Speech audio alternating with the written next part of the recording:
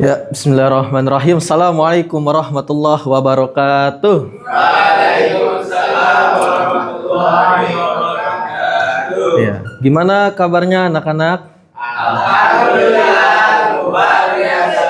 Allah. Iya.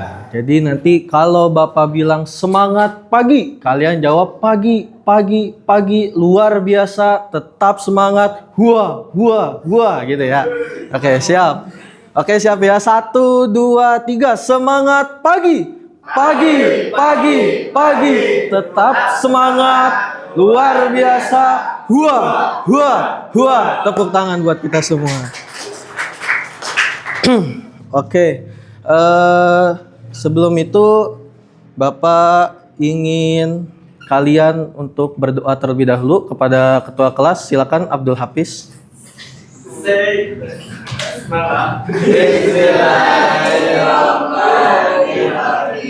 Oke, sekarang Bapak mau ngecek kalian dulu nih. Abdul Hafiz, hadir. Rapli, Rima kemana Rima? Oh, nggak ada Rima ya. Kenapa dia? Oke. Terakhir Lutfi, ada Lutfi? Oh, ada. Oke. Berarti hanya 1 orang ya? 2 orang ya? Masalah. Oke. Nah, perhatikan anak-anak sekalian. Coba kalian berpikir gitu. Bapak ingin mengajak kalian berpikir tentang pembelajaran kita hari ini, ya. Pernah nggak sih kalian berpikir kalau di dalam Islam, ya, mengelola harta itu ada aturannya? Nah, kalian pernah nggak berpikir kayak boleh nggak sih sebenarnya anak kecil itu tanpa pengawasan orang tua mengelola hartanya sendiri? Boleh. Ada yang bilang boleh, mungkin ada yang bilang enggak. Atau ada orang dia sudah dewasa bukan anak kecil tapi dia boros atau dia terlilit hutang gitu. Masih boleh nggak sih dia mengelola hartanya sendiri? Mungkin jarang terpikirkan oleh kalian ya, mungkin. Nah, tapi sebelum itu, sebelum masuk ke materi, Bapak ingin mengecek pemahaman kalian terlebih dahulu. Ya, slide-nya bisa dilanjut. Nah, menurut kalian, apakah semua orang boleh mengolah hartanya sendiri tanpa batas? Siapa yang mau jawab? Iya. Iya. Abdul Hafiz, coba. Tidak. Oh tidak, Abdul Hafiz tidak. Kenapa tuh? Kenapa beda gitu? Ya, ada waktu itu Pak, mengurus pengolahan sendiri. Oh, iya. Oke, jawaban kita tampung ya. Benar salahnya nanti kita lihat di akhir pembelajaran. Oke, yang selanjutnya Bapak ingin menjelaskan terkait alur pembelajaran kita di hari ini. Jadi nanti kalian akan Bapak bawa dengan metode ya. Pembelajaran ini akan saya bawa dengan metode namanya studi kasus. Tentu studi kasus ada kasusnya ya. Nanti kalian akan diberi kasus. Kemudian bagaimana cara menyelesaikan kasus tersebut? Caranya adalah dengan TPS atau think, pair, and share. Kalian akan menyelesaikan dulu terlebih dahulu sendiri, ya kan? Kalian ngejawab sendiri, kalian menganalisa dulu sendiri, kemudian kalian akan berpasangan dengan rekan di samping kanan atau kirinya. Setelah itu apa? Setelah itu kalian berdiskusi, ya. Setelah kalian punya jawaban, kalian diskusi dengan pasangan kalian. Baru setelah itu nanti kalian mempresentasikan. Nah, tujuannya apa sih kita belajar hajar ini? Tujuannya adalah supaya kalian tahu nih pengertiannya, macam-macamnya, landasan hukumnya. Bahkan kalian diharapkan juga bisa menganalisa kasus nyata gitu di dalam kehidupan sehari-hari. Nah, kenapa sih pembelajaran ini penting? Karena supaya kalian tahu apa? Tahu bagaimana caranya mengelola harta gitu. Kalian tahu mengelola harta supaya nanti ya punya harta nggak boros gitu, nggak jadi orang yang suka foya-foya gitu, misal.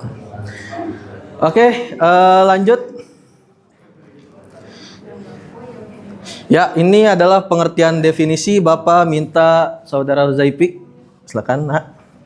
Pak, pengertian atau definisi al-hajar secara bahasa artinya melarang atau mencekal al-man'u. Sedangkan dalam istilah fikih hajar adalah al-man'u min at-tasrifatil maliyati sawa'un kana al-mahbub syuri al-maslahatil ghairi am syuri'a al-maslahatil mahjuri alaihi. Segala terhadap aktivitas pengolah harta, baik cekalan itu disyariatkan untuk kemaslahatan orang lain atau untuk kemaslahatan orang yang dilarang, Iya. dicekal atau mahjuri alaihi. Oke, baik, terima kasih Zaifi.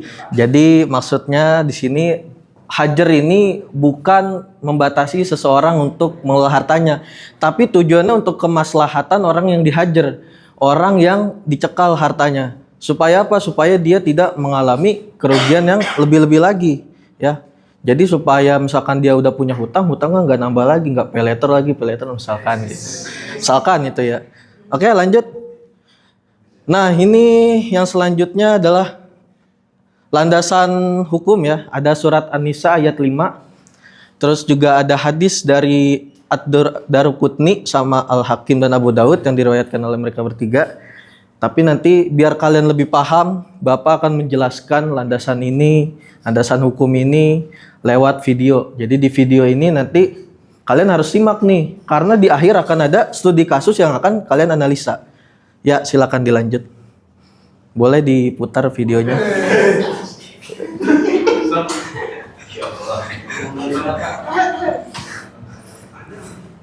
Ya, pelan-pelan suaranya. Suaranya gimana nih? Sobi itu adalah anak kecil dari dia lahir sampai dia belum balik. Nah, meskipun dia balik, tetapi belum rasyid atau dianggap mampu mengolah hartanya, dia tidak boleh untuk mengolah hartanya sendiri.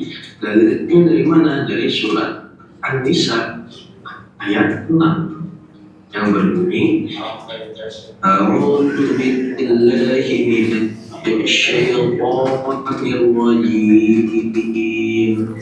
Fa in anastum minhum rasydan fadfa'u ilaihim amwalahum. Yang artinya, kemudian jika menurut pendapatmu mereka telah cerdas, pandai memelihara harta, maka serahkanlah kepada mereka hartanya. Yang kedua adalah orang gila. Orang gila ini adalah orang yang hilang akalnya. Jadi baik ibadahnya atau muamalahnya itu otomatis tertolak. Yang ketiga adalah safi ini adalah orang bodoh. Kalau dia diberi harta, dia suka menghambur-hamburkan, atau bisa kita sebut juga sebagai orang yang boros. Nah, dalam Quran hal ini dilarang, yaitu tepatnya dalam surat An-Nisa ayat 5. Hafiz, tolong tenang ya Hafiz. ولا تؤتوا السفهاء أموالكم التي جعلتم الله لكم قياما وارزقوهم فيها واكسوهم وقولوا لهم قولا معروفا. Dan janganlah kamu serahkan kepada orang yang belum sempurna akalnya harta mereka yang ada dalam kekuasaan kamu, yang dinyanyikan Allah sebagai pokok kehidupan. Berilah mereka belanja dan pakaian dari hasil harta itu, dan ucapkanlah kepada mereka perkataan yang baik. Yang keempat adalah muflis. posisi ini orang bangkrut atau orang yang hartanya lebih sedikit dari pada utangnya. Nah, dulu pernah ada kejadian sahabat namanya Mu'adz bin Jabal. Mu'adz bin Jabal ini utang banyak, terus hartanya ditahan sama Rasul, dijual sama Rasul, kemudian Rasul bagi-bagi hartanya ke orang yang pernah diutangi sama Mu'adz. Jadi pembelajaran harta ini sudah selesai ya. Nanti yang selanjutnya itu adalah kalian akan diminta maaf atas studi kasusnya sebagai berikut. Seorang remaja diberikan akses penuh memegang uang usaha orang tuanya, tetapi uang tersebut dipakai membeli barang untuk kekasihnya di sekolah dan usahanya pun akhirnya tidak berkembang. Apakah tindakan tersebut benar? Termasuk golongan yang bagaimana? Bagaimana solusi menurut kalian? Iya. Oke, selesai ya videonya ya. Yang selanjutnya sebelum Bapak membagikan LKPD ini, Bapak ingin memberi penguatan lagi nih. Jadi tadi ada 4 orang yang bisa dihajar atau dilarang hartanya. Yang pertama adalah anak kecil. Yang kedua adalah orang gila. Yang ketiga adalah safi. Safi ini adalah orang bodoh atau orang yang boros. Yang keempat adalah muflis. Muflis ini orang yang bangkrut, orang yang failit, orang yang hutangnya lebih banyak daripada hartanya. Nah, jadi sudah tahu ya. Oke, berikutnya ini ada LKPD. Silakan kalian analisa sendiri seperti yang Bapak sudah jelaskan tadi. Ya. Nanti setelah ini Bapak ingin kalian berpasangan. Satu kali. Oke, silakan kalian analisa kasusnya. Kalian jawab sesuai dengan apa yang sudah kalian dapatkan di hari ini. Kalau sudah, sekarang saatnya kalian berpasangan dengan rekan di samping kanan atau kirinya. Kalau ada yang ganjil satu orang, boleh gabung ke kelompok mana saja, silakan.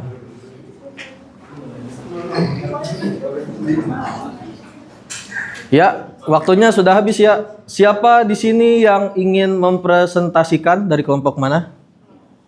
Ya. Ya, silakan kelompok 1, Kak Putri dan Nisa.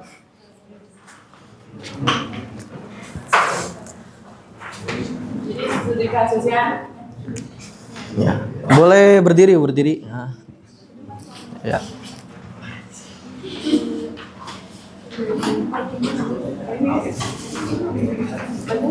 Ya, situ aja, nggak apa-apa. Menghadap teman-temannya. Nah. Jadi teman-teman, ada yang studi kasus seorang remaja diberikan akses penuh memegang uang usaha orang tuanya, tetapi uang tersebut dipakai membeli barang untuk kasihnya di sekolah, dan usahanya pun akhirnya tidak berkembang. Nah, apakah tindakan tersebut benar? Menurut kami ya, tindakan remaja itu tuh nggak benar gitu. Harusnya kan uang usahanya tuh buat kebutuhan usaha, bukan untuk kepentingan pribadi secara berlebihan. Terus termasuk golongan yang bagaimana tuh? Nah, remaja tersebut termasuk golongan safi, yaitu orang yang tidak bijak dalam mengelola harta dan cenderung boros. Terus bagaimana nih solusinya? Nah, solusinya pengelolaan uang harus diawasi oleh orang tua dan remaja tersebut perlu diajarkan cara menggunakan harta secara bertanggung jawab. Oke, tepuk tangan. Ya, terima kasih ya. Jadi menurut kelompok 1, tadi tindakan tersebut tuh nggak baik ya ternyata. Kemudian termasuk golongan yang mana nih tadi? Golongan safi. Ya. Terus yang ketiga, bagaimana solusinya tadi? Kelompok 1 memaparkan bagaimana harus lewat orang tua, pengawasan orang tua. Oke, kita sudah masuk pada fase akhir pembelajaran. Bapak ingin sedikit mereview pembelajaran di hari ini. Kalian sudah belajar definisi, kalian sudah belajar landasan hukum hajar. Ya kan, tadi ada surat An-Nisa ayat 5, surat An-Nisa ayat 6 sama hadis tentang sahabat Mu'adz bin Jabal ya. Kemudian kalian juga sudah mengetahui orang yang bisa dihajar ini yang seperti apa? Yang 4 tadi? Apa aja tadi? Yang pertama anak kecil, yang kedua orang gila, yang ketiga safi, yang keempat muflis. Oke. Sampai sini ada yang ingin ditanyakan? Ya Pak, yang bertanya. Ya, silakan Lutfi. Pak, kan biasanya kan kalau ada orang nih Pak, dia tuh suka boros, Ah. suka jajan-jajanin duitnya. Ya. Tapi dia tuh masih bisa bekerja terus cari uang sendiri. Ah. Nah, apakah tetap terkena hajar Pak dia? Oke, oke, baik, terima kasih Lutfi. Pertanyaannya cukup bagus ya. Jadi kalau keadaannya demikian gimana Pak? Ya, kalau keadaannya demikian, dia tetap bisa dihajar. Ya, kenapa? Karena dia termasuk golongan safi. Safi itu tadi definisinya apa? Selain dia bodoh, dia boros. Percuma dia punya gaji misalkan 10 juta, ya, kemudian pengeluarannya 20 juta misalkan. Itu kan termasuk orang yang udah bodoh, boros lagi gitu. Ya, itu safi itu. Nah, apalagi ya, ya tolong perhatikan Fariha, ya.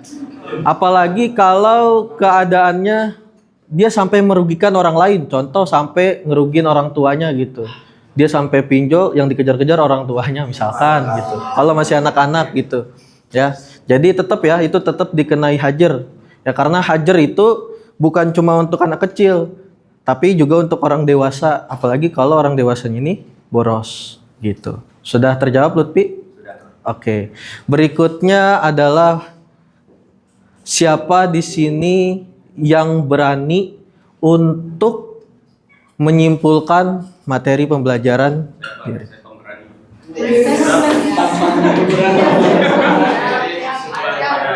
Pembelajaran kali ini kita kan sudah belajar hajar Pak. Jadi hajar itu merupakan hajar apa buatnya? Hajar.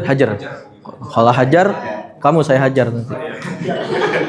Merupakan Gak bercanda. atau pembatasan Pak harta untuk alasan tertentu Pak. Terus Oke. tujuannya yang tadi Pak biar nggak merugikan orang lain dan merugikan diri sendiri Pak. Ya. Oke, tepuk tangan buat Bandang. Oh ya, Bapak terlewat satu, yaitu post-test nih. Coba slide-nya. Nah, ini pertanyaan sama kayak yang tadi. Menurut kalian apakah jadi semua orang tuh boleh nggak sih mengelola hartanya sendiri? Mengelola ya harus. Iya benar mengelola. Siapa yang mau jawab? Oh ya, Silpi, silakan. Jawabannya yang B. Apa tuh? Karena dalam Islam ada beberapa orang yang harus dibatasi dalam mengelola harta, seperti anak kecil, orang gila, orang sapi, dan orang yang memiliki banyak hutang. Oke, terima kasih Silpi, jawabannya bagus ya. Oke, yang selanjutnya masih ada satu lagi. Bapak ingin kalian merefleksikan materi kita pada hari ini, pembelajaran kita pada hari ini. Ya, jadi setelah kalian mempelajari materi ini, materi tentang hajar, apa yang kalian dapatkan? Ya, Pak Irus. Ya, jadi kita memahami gitu Pak bahwa mengelola harta itu harus bijak dan bertanggung jawab. Jadi bukan semua keinginan harus langsung kita turutin Pak, mentang-mentang duit kita banyak gitu. Cuma karena harta juga harus digunakan dengan baik agar tidak merugikan diri sendiri maupun orang lain. Oke, kalau metodenya seperti apa Pak Irus? Gimana metode hari ini, apakah menyenangkan gitu? Metode hari ini menyenangkan Pak dan sangat membantu gitu Pak. Oke. Karena dengan studi kasus tadi itu ada muka Bapak. Wah, ini. Pak Irus langsung dapat udah ngulang ya. Jadinya jadi lebih mudah dipahami Pak. Oke. Dan terasa lebih relate dengan kehidupan sehari-hari. Oke, kira-kira temannya setuju nggak nih dengan statement Pak Irus? Oke, setuju. Kalau gitu pembelajaran telah berakhir ya. Silakan Ketua Kelas Abdul Hafiz ditutup dengan doa. Alhamdulillah. Amin. Tepuk tangan dulu dong buat kita semua. Ya, kurang lebihnya mohon maaf. Sekian dari Bapak. Wassalamualaikum warahmatullahi wabarakatuh. Oh iya. Skip coy.